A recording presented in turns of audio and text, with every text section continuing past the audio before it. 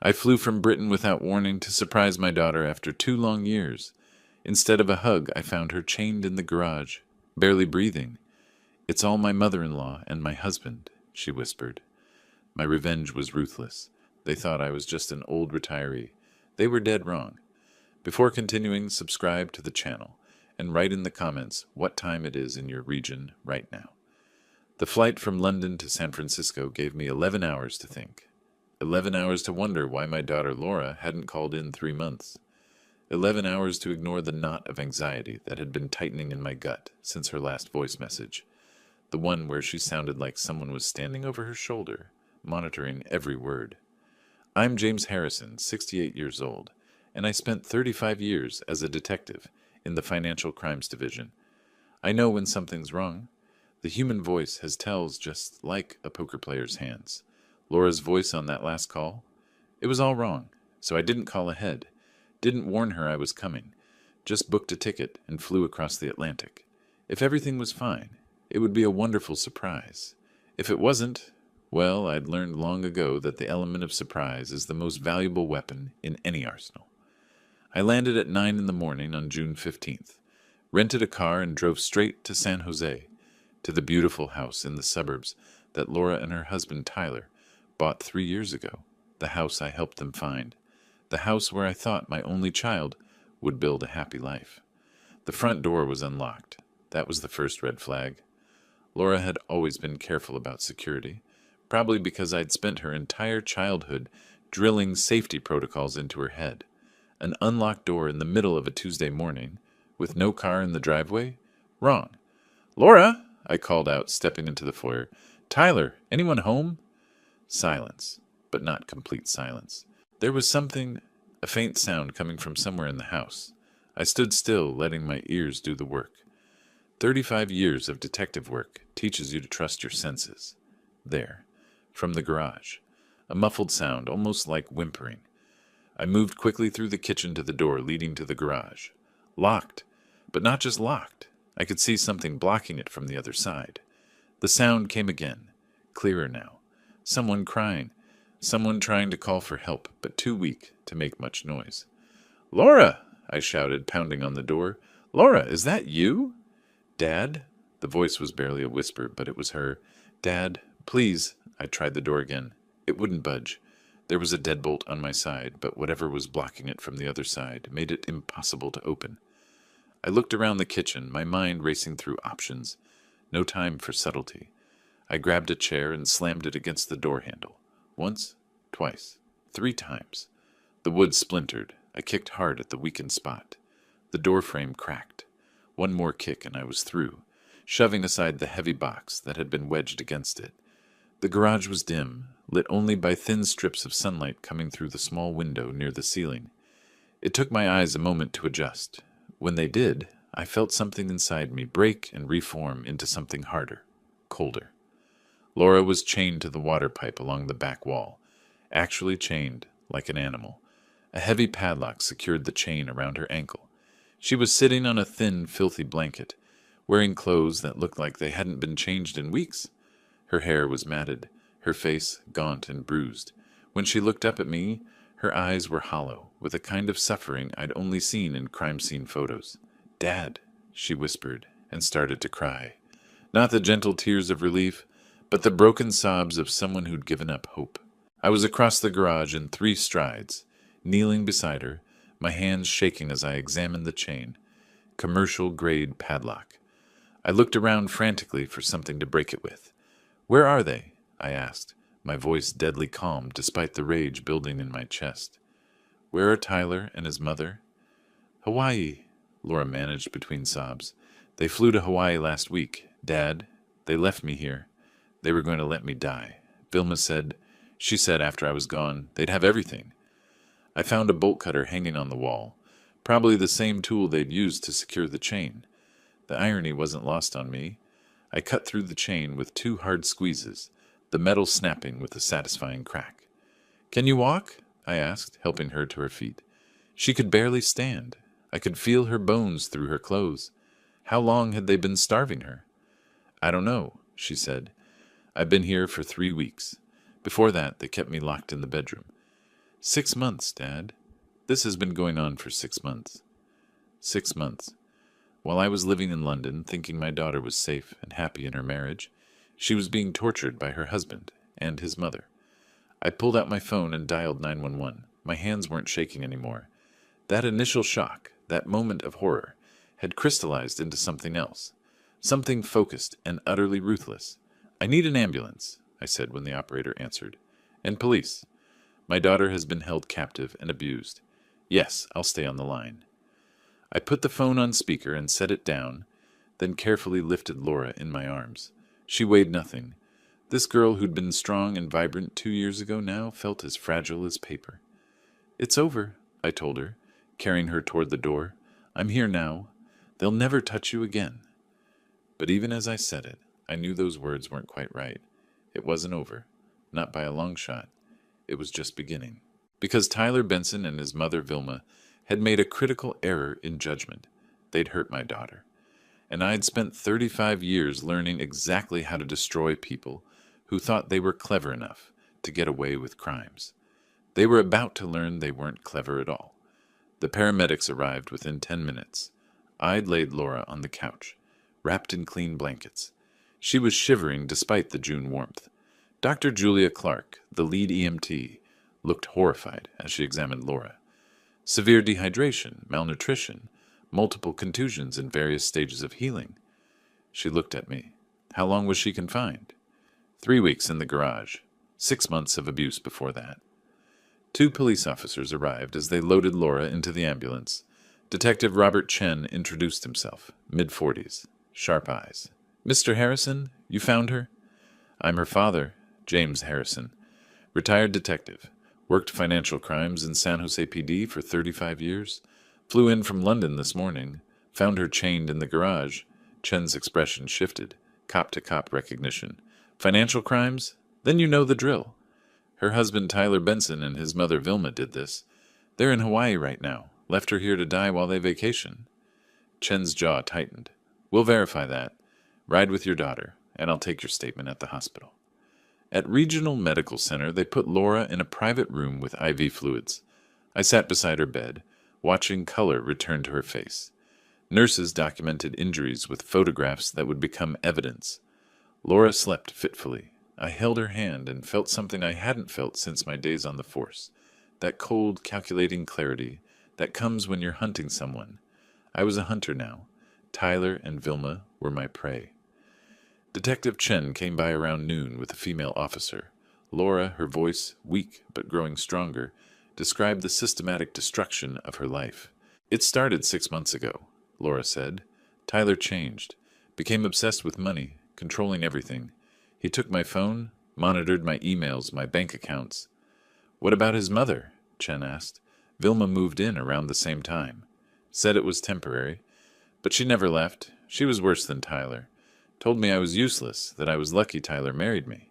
Followed me around, criticizing everything. My hands clenched into fists. When did the physical abuse start? 2 months ago. I tried to call my dad. Tyler caught me. Hit me for the first time that day. After that, it got worse. He locked me in the bedroom. Vilma would bring food once a day, just enough to keep me alive. She'd watch me eat, telling me once they had access to all my accounts, I wouldn't be needed anymore. Your accounts? Chen looked at me. My daughter inherited $850,000 when her mother died 5 years ago. Chen's pen stopped moving. That kind of money was serious motive. Laura, I need authorization to access your accounts, your documents, everything. Can you do that? She nodded. Yes. Dad, they took almost everything. Tyler kept making me sign papers, transfer money. I was so scared. Then 3 weeks ago they chained me in the garage and left. I heard them planning Hawaii. They were laughing about finally getting a vacation. The female officer's face went pale. Chen kept writing, expression carved from stone. After they left, I watched Laura sleep. My mind worked through what needed to happen next. This wasn't about protecting Laura anymore. This was about justice. Real justice. The kind that destroyed entire worlds. Tyler and Vilma thought they were smart. They'd isolated Laura, controlled her, broken her down systematically. They'd underestimated one crucial factor, though. They'd underestimated me. I pulled out my phone and made calls. First, Wade Miller, a family law attorney I'd worked with on several cases. Then Xavier Donovan, an old colleague who'd gone private investigator after retirement. I needed information fast. Bank records, phone records, everything Tyler and Vilma had done. By evening, when Laura woke, I had the beginnings of a plan. A methodical, comprehensive plan using everything I'd learned in 35 years hunting financial criminals. "How are you feeling?" I asked. "Stronger. Dad, I'm so sorry. I should have found a way to tell you." "Stop. None of this is your fault. Understand? None of it. What happens next requires you to trust me completely. Can you do that?" She looked at me, hollow eyes showing a flicker of something new. "Hope, maybe? Or something harder?" "What are you going to do?" I smiled, but it wasn't warm. It was the smile I used on suspects when I had them cornered. "I'm going to do what I've always done, sweetheart. Follow the money.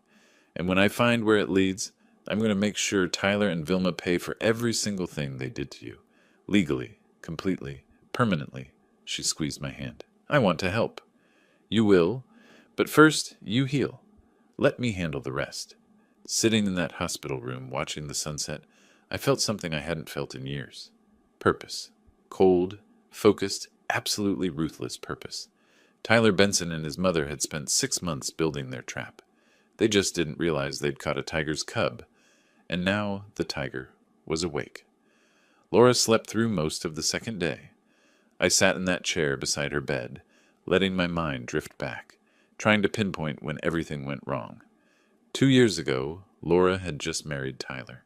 The wedding was beautiful, a garden ceremony in Napa Valley with 70 guests. Tyler had been charming that day, all smiles. He'd made a toast about how lucky he was to marry into such a wonderful family. "Dad, you should go," Laura had said a week after the wedding. "Don't put your life on hold for me. I'm married to a great guy." She'd seemed genuinely happy. So I'd gone to London, spent 2 years thinking my daughter was safe. The first crack came 6 months ago, December. Laura called, strain clear in her voice. "Hey, Dad, just wanted to say hi." "Laura, you sound tired." "I'm fine, just busy. Tyler's got me helping with some financial stuff." Something had been off. Her responses too careful, too measured. I'd chalked it up to stress. 35 years as a detective, and I'd missed the warning signs. After that, silence. When I'd tried reaching her, I got brief responses. "Busy. Talk soon." Then nothing. I should have known. The door opened. Lisa Thompson, the neighbor, entered with coffees. "Mr. Harrison? Thought you might need this. How's Laura?" "Recovering. Please sit." Lisa looked troubled. "I feel terrible. I hadn't seen Laura in almost a month. You couldn't have known." "I saw them last week, Tyler and his mother." Lisa wrapped her hands around her cup. "Loading suitcases. Big ones." Vilma waved, all smiles. "Told me they were taking a well-deserved vacation to Hawaii." My jaw tightened. "What day?" "Tuesday, June 8th. They were laughing. Tyler said 2 whole weeks of paradise." She paused. "Where was Laura?" I figured maybe she couldn't get time off work. 2 weeks in Hawaii while Laura was chained in their garage. They'd left her to die, waited long enough that investigation would be complicated. Then they'd come back, discovered her missing, played devastated family. "Did you hear anything else?" "About 3 weeks ago, I heard shouting from their house, late at night. I thought about calling police, but it stopped. I convinced myself it was just a TV." Her eyes filled with tears. "I should have called." "It's not your fault. But if you remember anything else, Detective Chen will want to hear it." After Lisa left, I accessed Laura's bank accounts. The inheritance, $850,000. It was meant to give her security. Instead, it painted a target. What I found made my blood run cold. 6 months of systematic theft. Small at first, 5,000 here, 10,000 there. By March, 6-figure chunks. Final balance, 170,000 in a trust account requiring both signatures. Everything else gone. $680,000 stolen. Worse, I cross-referenced dates with Laura's medical records. Every large transfer corresponded with a documented injury. March 15th, $50,000. Fractured rib. April 22nd, 75,000 bruised kidney. May 30th, 120,000 concussion. He'd beaten her into compliance, then robbed her. Methodically, deliberately. My phone buzzed. Xavier Donovan, the private investigator. James, got preliminary information. Go ahead. Tyler Benson, 42, works in tech sales. Or worked, fired 3 months ago. Here's where it gets interesting. Gambling debts. $120,000 across 3 Reno casinos. They've been pressuring him for payment. The pieces clicked. Tyler needed money desperately. Laura had money. Simple equation. What about the mother? Vilma Benson, 64, declared bankruptcy twice. No steady employment since 2018. Also has a record. Misdemeanor fraud in 2012. Tried to scam an elderly neighbor out of 50 grand with a fake investment scheme. Of course, this wasn't Tyler's first rodeo. There's more. Tyler and Vilma have a joint account. Most of Laura's money went straight from Tyler's personal account to that joint account. They've been splitting it 50-50. This wasn't just abuse or theft. It was a planned operation. Mother and son working together to rob my daughter blind. When they'd taken everything, they'd decided to eliminate the witness. Keep digging. I want everything. Bank records, phone records, emails, social media. You got it. James, get them. I hung up and looked at Laura, still sleeping in that hospital bed. She looked so fragile. Nothing like the vibrant woman who'd stood in that Napa Valley garden 2 years ago, full of hope and plans for the future. Tyler and Vilma wouldn't be back from Hawaii for another week. I had 7 days to build a case so airtight they'd never see daylight again. 7 days to gather every piece of evidence, document every crime, prepare every legal motion. I opened a new note on my phone and started writing. Every detective knows the case is won in the documentation. Every fact, every dollar, every bruise. I'd build this case the way I'd built hundreds of others, piece by methodical piece, leaving nothing to chance. Only this time, it was personal. The next morning, Detective Chen brought me Laura's phone. Forensics had extracted everything. Texts, emails, photos, call logs. Fair warning, Chen said. It's rough. I waited until he left. The text messages between Laura and Tyler told the story. January. Where are you? Why didn't you answer? February. I'm handling our finances now. Don't question me again. March. Sign the papers. Don't make this harder. If you tell anyone, it'll get worse. April. You brought this on yourself. My mother is right about you. My hands shook. I set the phone down, took 3 breaths, picked it up again. The photos were worse. Bruised cheek, split lip, finger-shaped bruises on arms. Laura had documented the injuries in secret, hoping she'd get a chance to use them. In the metadata, I saw she'd tried emailing these photos multiple times. Every attempt failed. Tyler had blocked her access. Smart abuser tactics. Isolate, control, eliminate escape routes. Then I found bank documents, photographed in secret, transfer authorizations with signatures that looked wrong. I zoomed in. The signature was close to Laura's, but the pen pressure different. The loop on the L too wide. Forgery. Tyler hadn't just coerced her. He'd forged her signature on multiple documents. I forwarded everything to Wade Miller, the family law attorney, then called him. Wade, check your email. I need a forensic document examiner yesterday. I'm looking now. Oh my goodness. Wade's voice went hard. James, this is criminal fraud.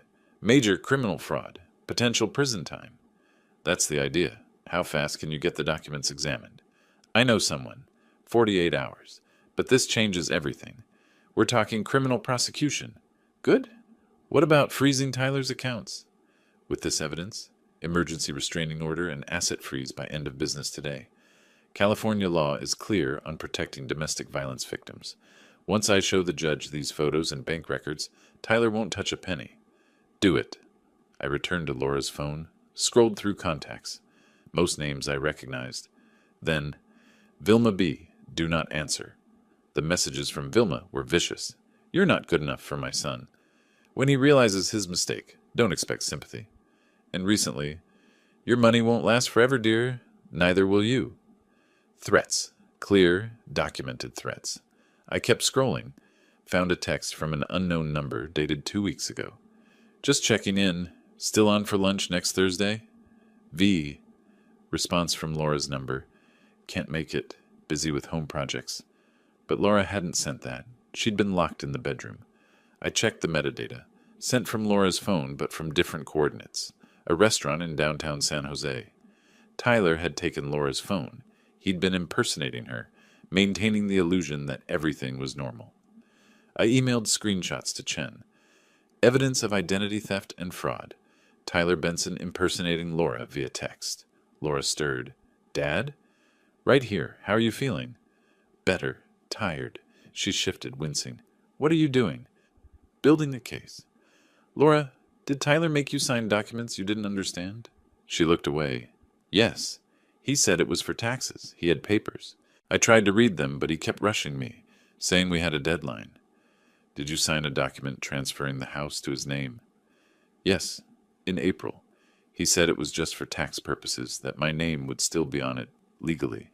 Was he lying? I'm afraid so. The house is entirely in his name, but we're fixing that.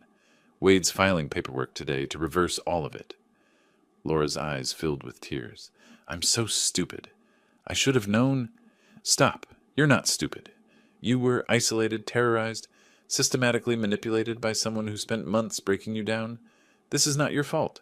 None of it. But the money can be recovered. Tyler and Vilma made mistakes. Lots of them.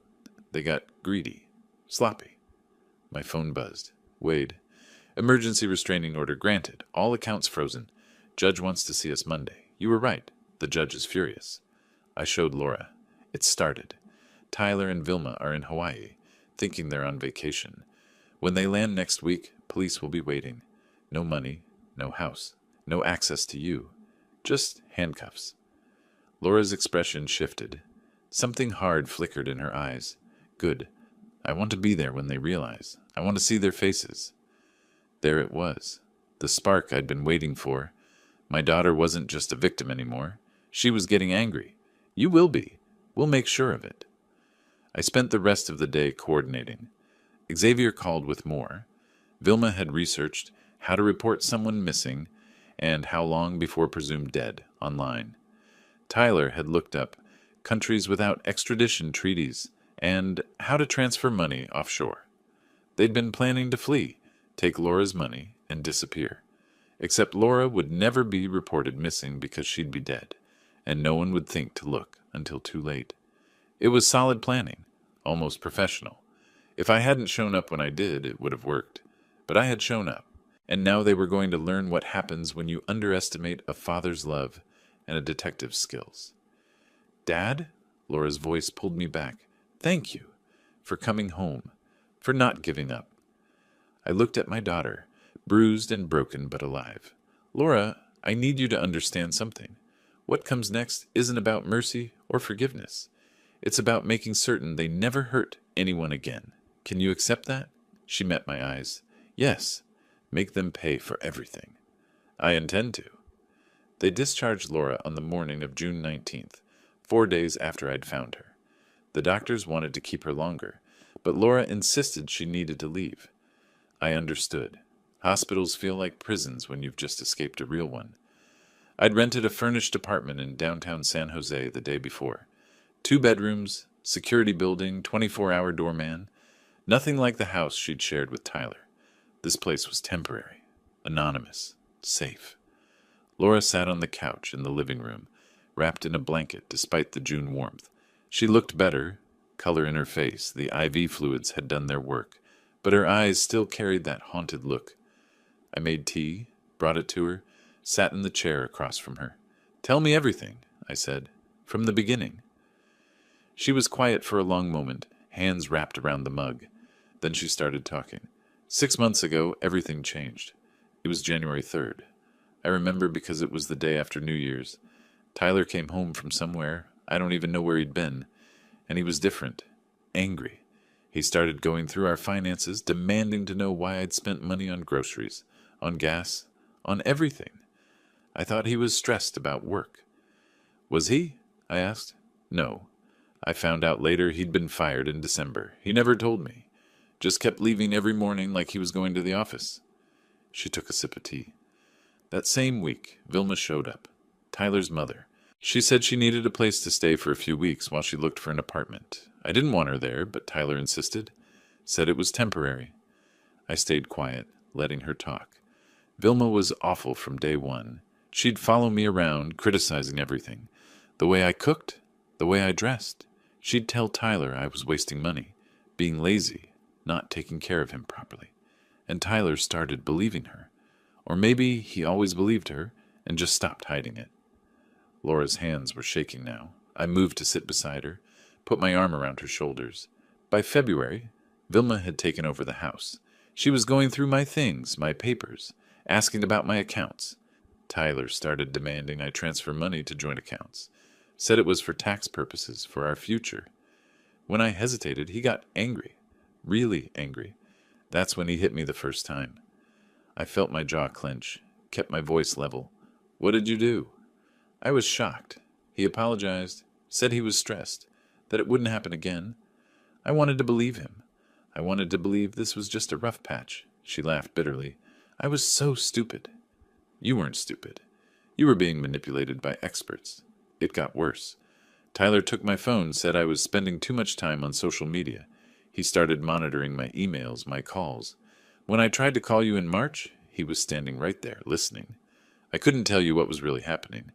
After that call, he took away my computer access, too. The money transfers, I said.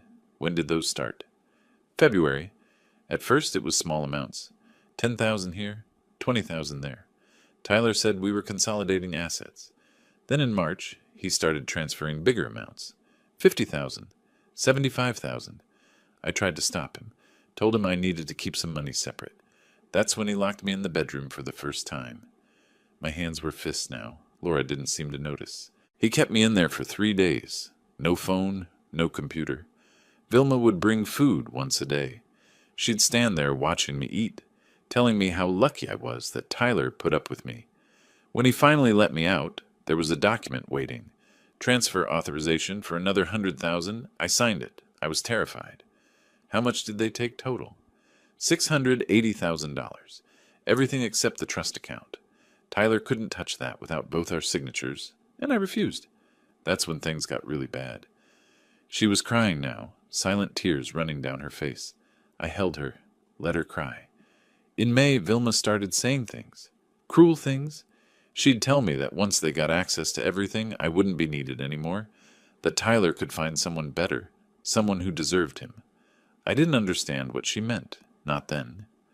When did they move you to the garage? 3 weeks ago, May 25th. Tyler said I was being difficult, that I needed time to think about my choices. He chained me to the pipe, said he and Vilma needed a vacation, that they'd earned it after dealing with me for so long. He said when they came back, we'd discuss my future. She looked at me, her eyes hollow. Dad, they weren't planning to come back and let me go. I heard them talking before they left. Vilma said 3 weeks should be enough time. Tyler said, then we can call it in, act surprised. They were going to let me die in that garage, then report me missing. The pieces I'd already suspected clicked into final, horrifying place. This wasn't just abuse. It wasn't just theft. It was premeditated murder, disguised as abandonment. They took everything, Laura whispered. My money, my home, my freedom. They were going to take my life, and they almost succeeded. I held my daughter and felt something cold and final settle in my chest. Tyler and Vilma had made their choices. Now I was going to make mine. They're going to pay for this, I said quietly. All of it. Every single thing they did to you. I promise you that. Laura pulled back, looked at me. For the first time since I'd found her, I saw something other than fear in her eyes. I saw anger. How? I smiled, but it wasn't a pleasant smile. Let me show you what a real predator looks like. The next morning, I met Wade Miller at his office downtown. Wade was in his early 50s, gray at the temples, sharp eyes. I'd worked with him during my detective days on domestic violence cases. He had a reputation for being ruthless. James, he said, shaking my hand, I reviewed everything you sent. This is one of the worst cases I've seen. I need you to file for divorce immediately and freeze every asset. Already drafted, given the evidence, medical records, financial fraud, forged signatures, I can get an emergency hearing Monday. Judge Patterson's on rotation. She's excellent on these cases. He pulled out a folder. But we need to talk criminal charges. This isn't just divorce. Detective Chen's building that case, but I want civil lockdown first. Tyler and Vilma can't access one penny. Agreed. Filing today. Restraining order will be automatic. For the assets, we'll need forensic accountants to trace the transfers. How long before we get the house back in Laura's name? Given the documented coercion and forgery, 60 days. Maybe less if Tyler doesn't contest. Wade leaned forward. James, these people will fight. They've stolen $680,000. I'm counting on them fighting. The more they fight, the more evidence we gather. After Wade's office, I drove to Los Gatos to meet Xavier Donovan at a coffee shop. Xavier, my old colleague turned private investigator, was waiting with a laptop and 3 files. James, we shook hands. I've been digging into Tyler and Vilma for 3 days. These two are professionals. Tell me. Tyler Benson, fired in December for falsifying expense reports. He's got gambling debts, $120,000 across 3 Reno casinos. They've been pressing him since March. That explains the accelerated theft. Exactly. Now, Vilma. He opened the second file. 2 bankruptcies. Conviction for fraud in 2012. Scammed an elderly neighbor out of $50,000. Probation. She's been living off Tyler since. Mother-son grifting team. Gets better. They have a joint account. Every dollar Tyler stole went into his account, then immediately to the joint account. 50-50 split. Planned together from the start. Cold clarity deepened. Premeditated, organized, calculated. What else? Internet searches. Tyler researched how to dispose of a body. Fake missing person case. Countries without extradition. Vilma looked up. How long before declared dead? Life insurance. How to forge a will. They planned to fake Laura's will after killing her. That's my read. Kill her. Report missing. Wait for death declaration. Produce forged will. Move money offshore. Disappear. Xavier shook his head. If you hadn't shown up, they might have succeeded. But I did. Xavier opened the 3rd file. One more thing. Tyler has a girlfriend. Vanessa Chen, 34, marketing, 8 months. I found texts where Tyler promises to leave Laura soon, once everything is settled. Perfect. Does Vanessa know the plan? Hard to say. Texts are vague. She knows he's married and planning to leave. Whether she knows details, Xavier shrugged. Find out. If she's complicit, she's part of the criminal case. If not, she's a witness. We flip. On it. What's your play? I leaned back. Tyler and Vilma are in Hawaii until June 23rd. 4 more days. Wade's filing divorce and restraining order today. When they land at SFO, they're served immediately. All accounts frozen. They'll panic, make mistakes. And then Detective Chen arrests them. Kidnapping, unlawful imprisonment, fraud, attempted murder.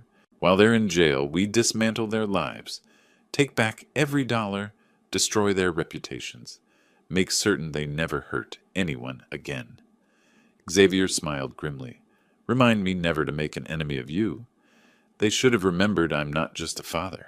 I'm a detective who spent 35 years hunting people who thought they were smarter than the system. I stood. Keep digging. Phone records, credit cards, witnesses. Everything that'll bury them. You got it. I drove back. Laura was by the window, looking out at the city. How'd it go? She asked. Wade's filing today. Xavier found evidence they planned to forge your will after you were dead. Tyler has a girlfriend who thought she was getting a rich single man. I sat beside her. We have them. Every piece of evidence we need. She was quiet. Then, good. I want them to suffer the way they made me suffer. They will, but we're doing this legally, methodically, permanently. When this is over, they won't just be in prison. They'll be financially ruined, socially destroyed, with criminal records that follow them forever. When do they find out? 4 days. When they land, police will be waiting. Then the real fun begins. Laura smiled for the first time since I'd found her. It wasn't happy. It was the smile of someone who'd survived something terrible and was about to watch their tormentors face justice. I recognized that smile. I'd seen it in the mirror that morning. June 23rd, the day Tyler and Vilma's vacation ended. I stood in the international arrivals area at San Francisco International Airport, positioned near the coffee shop with a clear view of the gates. Detective Chen was somewhere in the terminal with 2 uniforms. Wade had filed all the paperwork 2 days ago. Restraining order active. Accounts frozen. Trap set. All we had to do was wait. Laura had wanted to come, but I'd talked her out of it. Trust me. You don't want to be here for this? The flight from Honolulu landed at 2:47 p.m. Customs, baggage claim, another 20 minutes minimum. I sipped my coffee and watched the arrivals board. At 3:12, I saw them. Tyler came through first, pulling 2 large suitcases, tanned and relaxed. Expensive Hawaiian shirt, designer sunglasses. Behind him, Vilma in a sundress and wide-brimmed hat. They were laughing. They looked like people without a care in the world. People who just enjoyed a luxurious vacation. People who had no idea their lives were about to implode. I texted Chen. They're here. Gate 42A. Tyler checked his phone, frowned. That's weird. My credit card app isn't loading. Probably just the airport Wi-Fi, Vilma said dismissively. 15 more feet. Then Detective Chen and the uniforms intercepted them. Tyler Benson? Chen's voice was professional, neutral. Tyler turned, confused. Yes? Chen held up his badge. Detective Robert Chen, San Jose Police. I need you to come with us. You too, Vilma Benson. Confusion shifted to annoyance. What? Why? You're under arrest for kidnapping, unlawful imprisonment, financial fraud, and attempted murder. I watched Tyler's face cycle through expressions. Confusion, disbelief, then fear. Raw, animal fear. What? That's insane. Who? He stopped. Face went pale. Laura. Where's Laura? Safe, Chen said, and willing to testify. Turn around, hands behind your back. This is ridiculous. I want my lawyer. Vilma had gone completely still, frozen in shock. One officer moved to cuff her. That's when she found her voice. This is a mistake. We didn't do anything. That girl is lying. She's always been a liar. Ma'am, you have the right to remain silent, the officer said, continuing Miranda. But Vilma wasn't listening. She stared around the terminal at other travelers watching, phones recording, her face flushed red. Do you know who we are? The lawsuit you're bringing on yourselves. She turned to Tyler. Call Marcus. Tell him to meet us. Mom, shut up, Tyler hissed. He'd regained some composure, but his hands shook as the officer cuffed them. Don't say anything. Chen looked at me across the terminal. I nodded once. He nodded back. Officers, take them to the station. Chen turned to Tyler. Oh, and Mr. Benson? Your bank accounts have been frozen pending investigation. Credit cards suspended. The house is under restraining order. You won't be able to access any assets you obtained through your wife. Tyler's face went from pale to gray. What? You can't. That's our money. That's money obtained through fraud and coercion. A judge reviewed the evidence this morning. You'll get a chance to contest it. In court. After you make bail. If you can make bail. They led Tyler and Vilma away, Vilma still protesting, voice echoing through the terminal. Tyler had gone quiet, mind racing for a way out. There wasn't one. I'd made sure of it. I waited until they were out of sight, then walked to the parking garage. Called Laura from the car. It's done. They're in custody. Laura's voice was shaky but determined. How did they react? Tyler looked like he'd been hit by a truck. Vilma threw a tantrum. They're both in handcuffs, being processed. Accounts frozen. No access to money. No access to the house. No way to run. Good.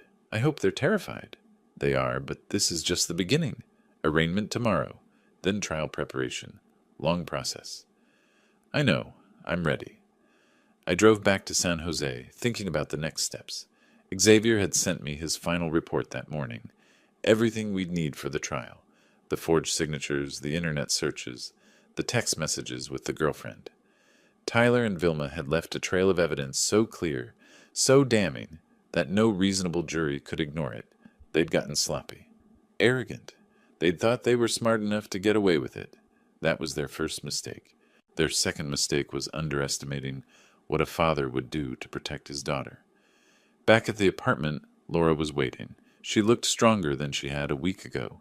Color in her face, steadiness in her eyes. What happens now?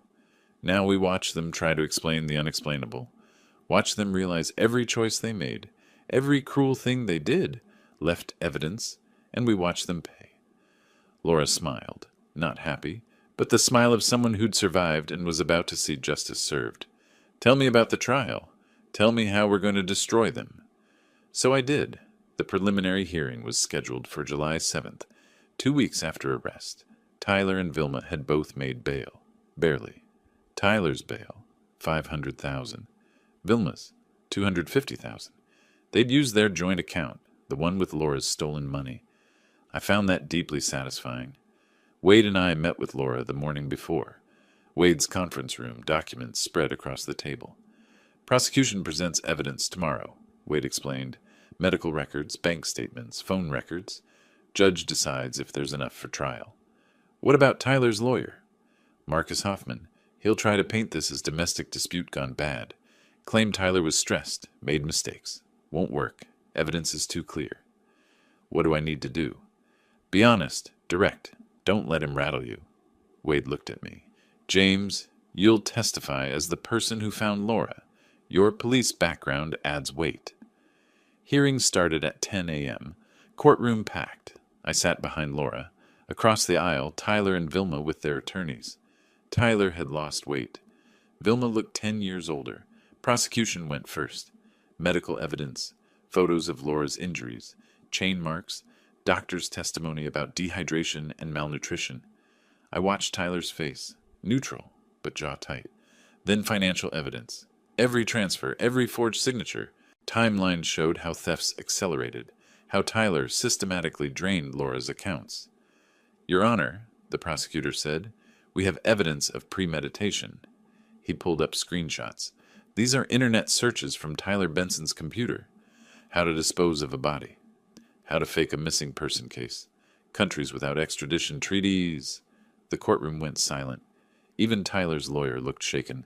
And from Vilma Benson's computer? How long before someone is declared dead? How to forge a will? Life insurance policy requirements. Judge Patricia Coleman, stern woman in her 60s, looked at Tyler and Vilma with barely concealed disgust. I see. Continue. My turn to testify. I kept it simple. Described finding Laura, her condition, the chain, the garage. Didn't embellish. Facts were damning enough. Tyler's lawyer cross-examined. Mr. Harrison, isn't it true you've been estranged from your daughter for 2 years? I lived in London. We stayed in touch. But you didn't know about problems in her marriage? No, because her husband had taken her phone and isolated her from everyone who cared about her. He shifted tactics. You worked in financial crimes, correct? Isn't it possible you're interpreting normal marital financial arrangements as something more sinister? I looked at him, kept my voice level. Normal marital arrangements don't involve forged signatures, systematic theft, and leaving your spouse chained in a garage to die. But maybe your definition of normal is different than mine. Several people in the courtroom laughed. Judge gavelled for silence. Prosecution's secret weapon came next. Vanessa Chen, Tyler's girlfriend. Xavier had tracked her down. Prosecution offered her immunity for testimony. 34, pretty, clearly terrified. She took the stand reluctantly. Miss Chen, how long have you been seeing Tyler Benson? 8 months. Did he tell you he was married? Yes. He said he was leaving his wife. That once he got his finances sorted out, we'd be together. Did he ever discuss his plans for his wife? Vanessa's voice dropped. He said Laura would be out of the picture soon. I thought he meant divorce. I didn't know. Did you see this text? The prosecutor showed her a printout. Everything will be resolved in 3 weeks. Then it's just you and me, and enough money to go anywhere. Vanessa's face crumpled.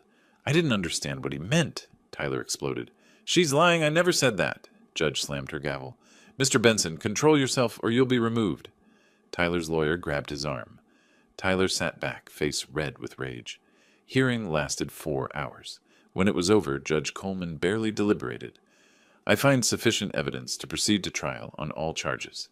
Bail will remain as set, but both defendants will be fitted with GPS monitoring. Trial begins August 1st. She looked at Tyler and Vilma. I suggest you consider the strength of the evidence against you. Outside, reporters swarmed. I steered Laura toward Wade's car, but I heard one question. Mr. Benson, do you have any comment? I glanced back. Tyler surrounded by cameras, looking cornered. This is a misunderstanding. My wife and I had problems, yes, but I never... What about the searches for how to dispose of a body? Another reporter called. Tyler's face went pale. His lawyer pulled him away. In the car, Laura was quiet. You okay? I keep thinking about how he looked when they showed the searches. When Vanessa testified, he couldn't believe this was happening to him. People like Tyler and Vilma always think they'll get away with it, think they're smarter than everyone else. That rules don't apply. I looked at her, but they do. And now they're learning. Laura nodded. Good, because I want them to understand exactly what they did. I want them to face every consequence. They will. Trial's in 3 weeks. By the time we're done, Tyler and Vilma won't just be in prison. They'll be examples, warnings. Wade dropped us at the apartment. My phone buzzed. Xavier. Just saw the news coverage. Tyler's face when they mentioned the searches was priceless. This is going to be a slaughter. I texted back. Good. That's exactly what I want it to be. The trial lasted 3 weeks, August 1st through August 22nd.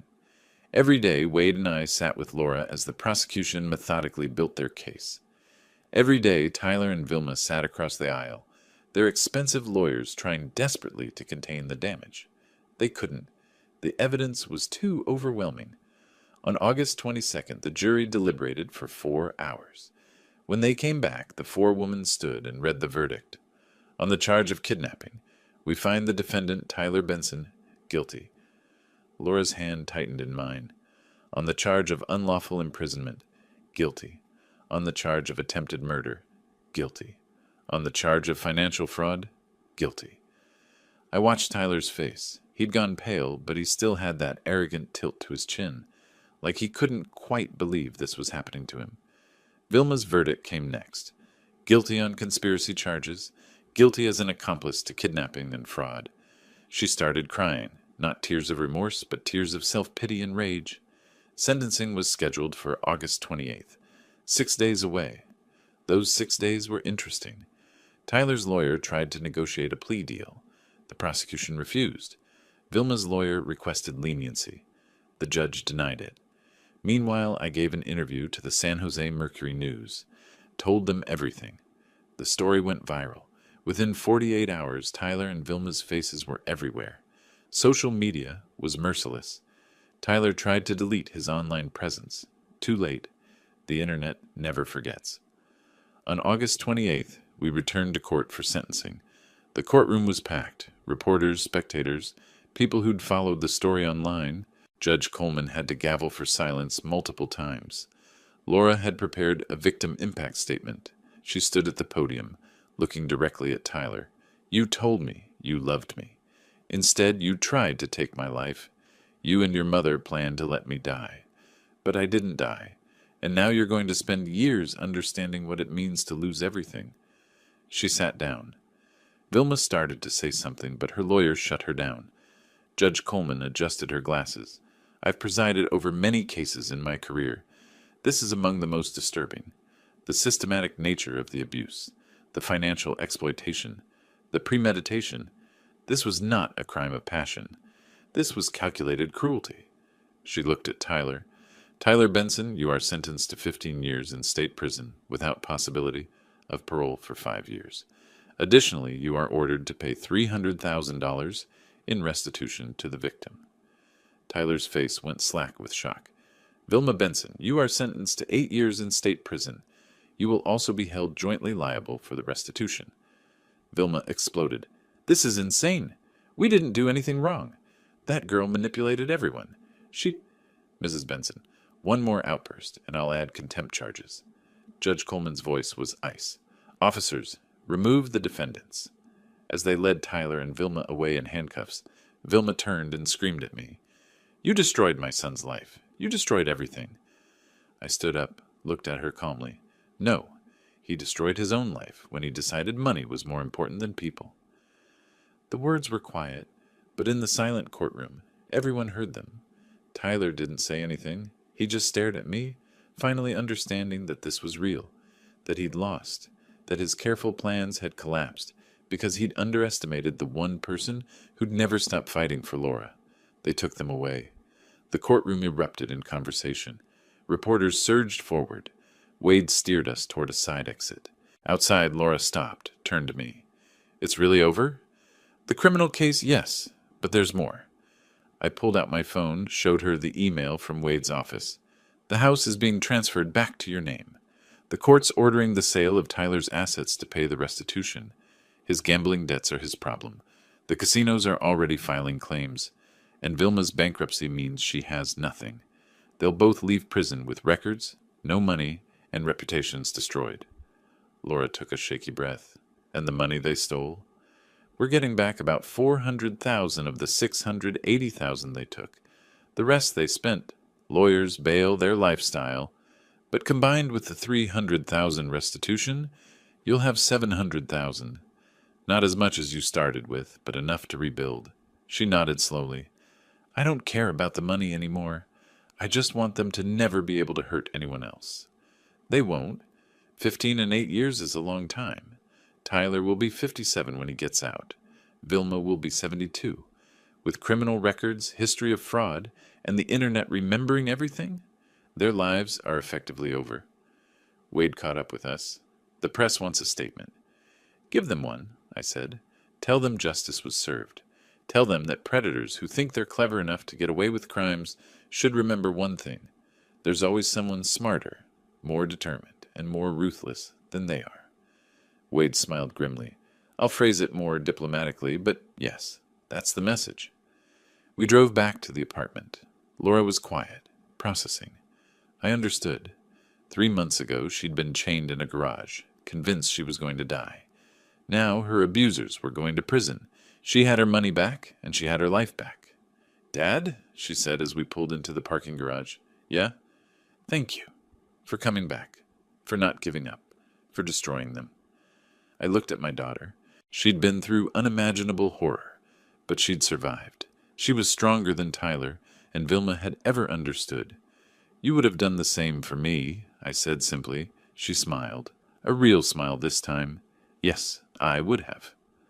3 months later, November the 28th. Laura's new apartment was small but bright, filled with plants and books. Downtown San Jose, near the transit center. Safe building, good neighborhood. The house had sold in October for $1,180,000. After fees and mortgage, Laura netted $960,000. Combined with recovered funds and restitution, she had close to $1.7 million.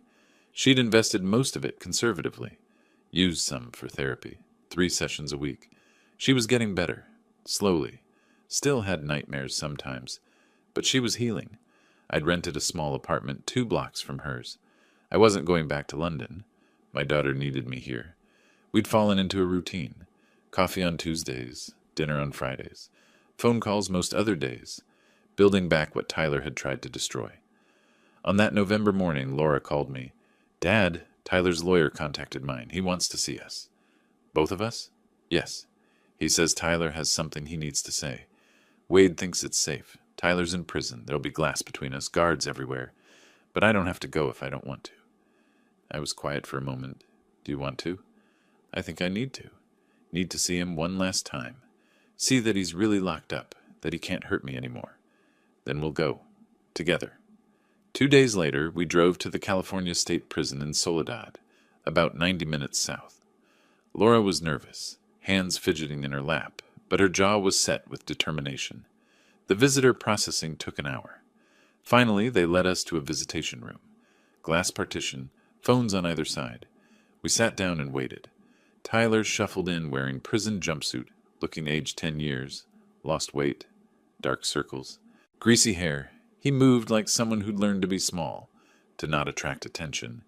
Prison had broken him. He sat, picked up the phone. I picked up ours, held it between Laura and me. Laura, his voice was hoarse, thank you for coming. What do you want, Tyler? I wanted to say, I'm sorry. I know it sounds hollow. What I did, what my mother and I did. He stopped. It was unforgivable. I was desperate. The gambling debts. I thought if I could get your money, I could fix everything. Then it spiraled. My mother kept pushing, telling me we could make it look like you'd left. Stop. Laura's voice was hard. I don't want excuses. You chose money over me. You chose to torture me. You chose to let me die in that garage. Tyler's face crumpled. I know, and I'll spend every day for the next 15 years regretting it. Laura, when I get out... No, I cut him off. There is no when you get out. There's no future where you and Laura have contact. She's moving on. You're a memory, a bad dream she's waking up from. Tyler looked at me. Mr. Harrison, I'm not angry, Tyler. Anger is momentary. What I feel is contempt. You're a small, pathetic man who thought he was clever. You weren't. You were sloppy, arrogant, and cruel. And now you're exactly where you belong. Tyler's expression shifted. For a moment I saw a flash of the old Tyler, the arrogant narcissist who thought he was smarter than everyone. You think you won? You think this is over? I'll appeal. I'll get out early. And when I do? When you do, you'll be a 57-year-old convicted felon with a destroyed reputation, no money, massive gambling debts, and a parole officer watching your every move. I leaned forward slightly. You forgot one simple thing, Tyler. Parents remember. Always. The words hit him like a physical blow. His face went pale. The arrogance drained away, replaced by the realization that he'd lost everything and would never get it back. Laura stood up. I came here because I needed to see you one last time, to confirm that you're real, that you're locked up, that you can't hurt me anymore. Now I've seen it. I don't need to see you again. Ever. She hung up the phone. I stood with her, put my hand on her shoulder. Tyler was saying something, but we couldn't hear him through the glass. He was standing now, one hand pressed against the partition, mouth moving. Maybe apologies, maybe threats, maybe just desperate pleas. We didn't stay to find out. We turned and walked away. Behind us, I heard Tyler start to shout. Guards moved in. The door closed, cutting off the sound. In the parking lot, Laura stopped, took a deep breath of free air. It's really over now, isn't it? Yes, it's over. I feel... She paused, searching for the word. Lighter, like I was carrying something heavy and finally put it down. That's called closure and justice. We drove back toward San Jose. Laura looked out the window at the California landscape sliding past, and for the first time since I'd found her in that garage, she looked peaceful. Dad, she said as we hit the highway, thank you for everything. You would have done the same for me, I said, echoing my words from the courthouse. She smiled. Yes, I would have. The sun was setting as we drove north, painting the sky orange and gold. Behind us, Tyler sat in his cell, facing 15 years of consequences. Ahead of us, Laura had a life to rebuild, and I'd be there every step of the way. Justice hadn't just been served. It had been delivered with precision, wrapped in karma, and sealed with the understanding that some people learn too late, that the people you hurt the most are the ones who'll fight the hardest to destroy you. Tyler had learned that lesson. Vilma had learned it too. And somewhere, in whatever comes next, they'd spend years regretting the day they decided my daughter was disposable. She wasn't. She never had been. And now everyone knew it. If you like this story, please like this video, subscribe to the channel, and share your impressions of this story in the comments. To listen to the next story, click on the box on the left. Thank you for watching.